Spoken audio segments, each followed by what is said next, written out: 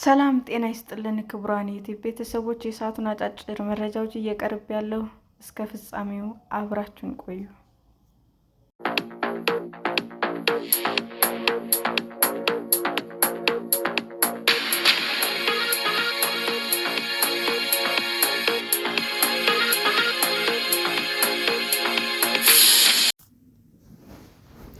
በማጭበርበር የተገኘ 14 ቢሊዮን ዶላር የሚያወጣ ቢትኮይን ተያዘ።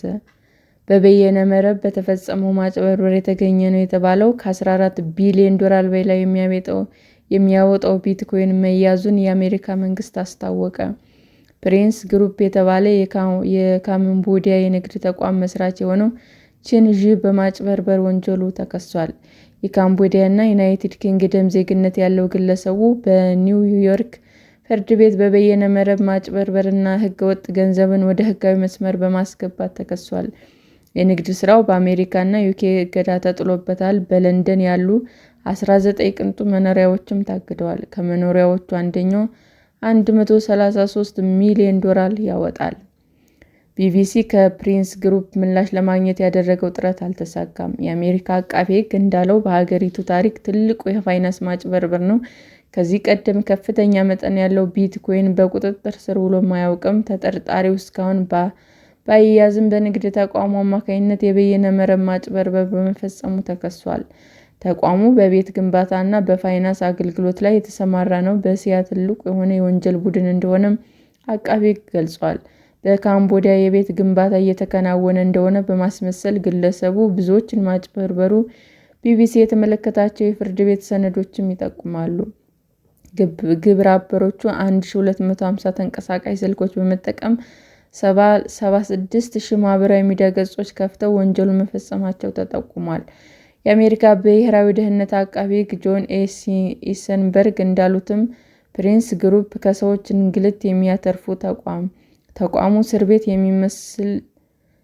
እስር ቤት የሚመስሉ ቅጥር ግቢዎች ውስጥ ሰራተኞችን በመሰብሰብ ወንጀል እንደሚፈጽም እንደሚያስገድድም ተናግረዋል። ተጠርጣሪዎቹ ውድ ሰዓቶች፣ ጀት እና ሌሎችም ቅንጡ መገልገያዎች እንደሚገዙም ተደርሶበታል። በኒውዮርክ በተካሄደው ጨረታ የፒካሶን ስዕልም ገዝተዋል።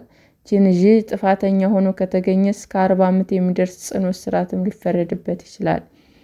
ግለሰቡ በማዕከላዊ ለንደን 100 ሚሊዮን ፓውንድ የሚያወጣ ቢሮ ያለው ሲሆን በመኖሪያ ቤቶች አንደኛው 12 ሚሊዮን ፓውንድ ይገመታል።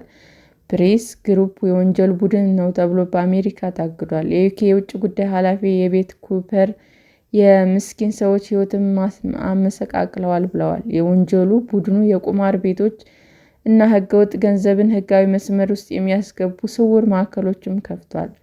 ከፕሪንስ ግሩፕ ጋር በትስስር የሚሰሩት ጂን-ቪ ግሩፕ፣ ጎልደን ፎርቹን ሪዞርትስ ወርልድ እና ባይዌክስ ኤክስቼንጅ እገዳ ተጥሎባቸዋል። ዓለም አቀፍ የሰብአዊ መብት ተሟጋች ድርጅቶችም አምነስቲ ያወጣው ሪፖርት እንደሚያስረዳው ተቋማቱ በካምቦዲያ በከፈታቸው ማዕከሎች ሰዎች በግዳጅ በማሰራት ብዝበዛ ፈጽመዋል።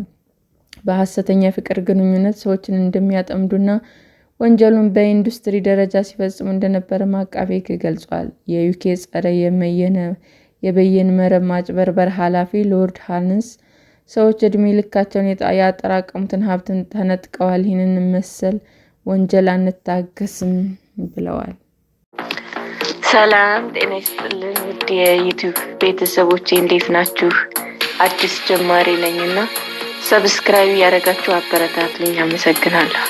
ክቡራን የዩቲዩብ አድማጮቻችን ለሰዓቱ ያቀረብኩላችሁ አጫጭር መረጃዎች ይህንን ይመስል ነበር። በሌላ መረጃ እስክንገናኝ ሼር፣ ላይክ፣ ሰብስክራይብ እንዲሁም ቢቀርብልን የምትሉት መረጃ ካለ ኮሜንት እያደረጋችሁ ቸር ቆዩን።